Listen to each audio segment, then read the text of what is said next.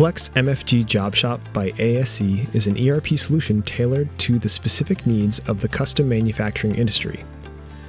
By extending Acumatica's kitting and distribution capabilities, FlexMFG JobShop is able to offer placeholder items, dynamic bills of materials, labor and material templates, and repair functionality that incorporates seamlessly into Acumatica's order management, inventory control, and financial modules. For this video, we will be using the example of a company that does custom metal fabrication for vehicles. There may only be a few raw materials being managed, and operation steps may be predictable.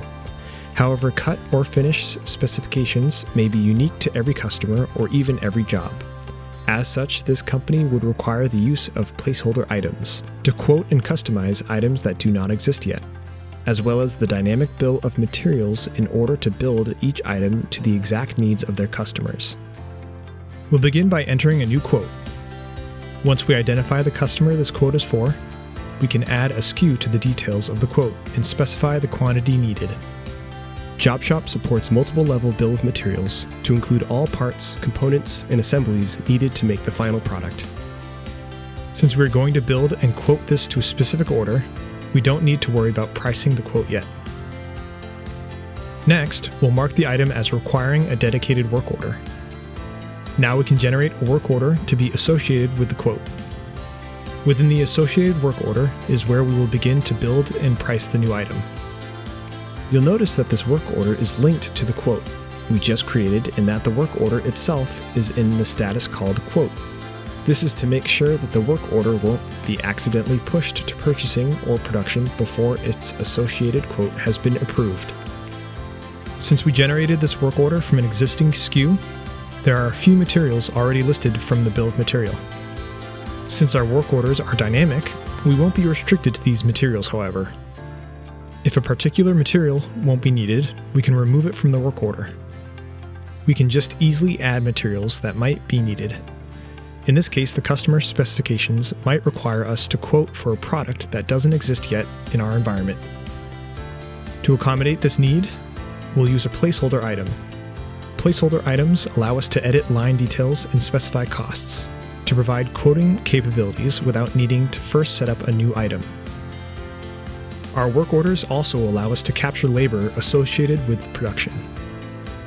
We can identify labor costs manually, or we can import a list of labor costs that we may have saved as a template from a previous job. Templates can be used to import labor or materials to a work order.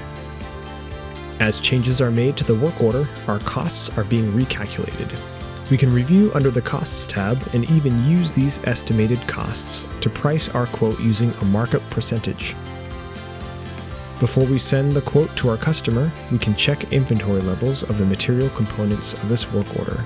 If any items need to be purchased or produced, we will be able to see how many require purchasing or production.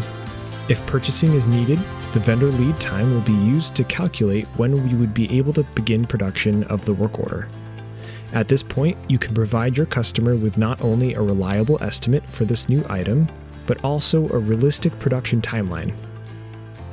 Our quote price has been updated from the work order and can now be shared with the customer. Once the customer replies with approval, copy your quote to a sales order with the click of a button. All details of the quote are carried over to the sales order, including the associated work order. If we review the work order again, we'll see that status has been updated from quote to planning. Although the status has changed, the bill of materials is still dynamic, and if it was necessary to make any more changes, we could do so. In our case, we will need to replace our placeholder item with the newly set up component before we complete planning. Once content with our details, we can complete planning and leave it in the hands of our purchasing department to procure the needed raw materials. Our Production Requirements Processing Center offers us MRP functionality to procure what is needed to complete our work orders. The Processing Center allows us to view aggregate demand for materials across all upcoming work orders. We can sort and filter by any of the parameters or column headings shown here. Before processing any lines, we can run our requirements report to see what needs to be purchased for however many work orders are selected. Depending on internal purchasing priorities or external factors like vendor lead time, we can opt to process as many or as few lines as desired to generate purchase orders for the required materials. Once processed, Acumatica will create a PO for the appropriate vendor, which can be delivered to them using Acumatica's native automation tools. Once received in, production can begin for the finished good. We do have the option of recording labor consumed directly into production order. However, FlexMFG JobShop also provides barcoded travelers, which can be used on the shop floor to scan in and out of jobs. From the shop floor, employees can use the time capture screen to scan into the relevant work order and record time directly against each step of the work order. We can use the clock on and clock off buttons to make time tracking simple. The access code employees use to track their time does not consume a user license, for a more efficient clock in and clock out. These tools can provide you with the exact insight into your cost of goods sold. However you choose to record your labor, FlexMFG can meet your needs. With our raw materials received in, let's head back to our production workspace and open up the work order we've been working on. With all of our raw materials now on hand and available, we can release this work order to production. With this work order now released, you'll see that we have the ability to quick complete it, which essentially backflushes time and material. Since this is the first time we have built this finished product, we will take the extra step to record actuals. We are able to record actuals because this work order is dynamic and still able to be edited, even in a released status. Optionally, we also have the ability to record partial completions against this work order. Doing so will allow us to ship ahead and invoice for already completed work.